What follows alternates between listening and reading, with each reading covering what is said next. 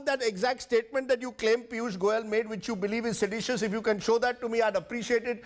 But in the meantime, Yashovardhan Azad, can you respond to what Mr. Dave is saying, that the role of the police, you see, the police is now being accused of unlawful arrests in the case of Delhi riots, or selective arrests, that you don't arrest the politicians who allegedly made these inflammatory speeches, but you arrest the students for their role in the participation of the anti-CAA protests.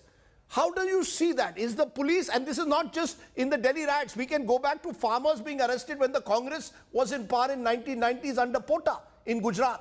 The role of the police in implementing these anti-terror acts. Why should farmers be arrested in anti-terror, or indeed student activists?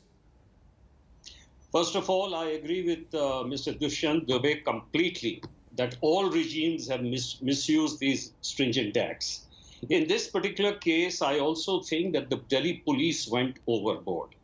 We heard the legal luminaries just now talking about how the democratic dissent cannot be used to apply sections like the UAPA, and I totally agree with them.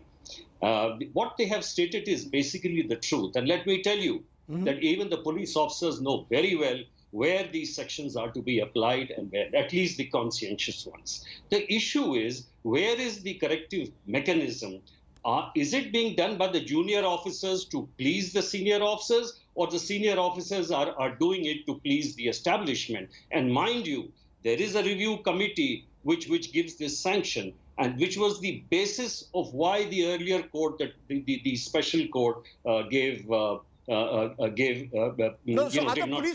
the police officers taking the cue from their political masters?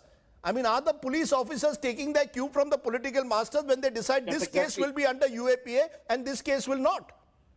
No, that's exactly what I'm saying. This is the time for the police leadership to stand up and clearly say that we cannot go overboard on these issues, because you see, the sedition case, the NCRB report of 2019, the conviction in sedition case is 3%.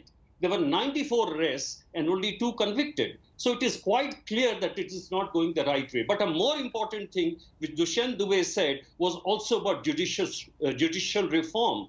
Why are the courts silent?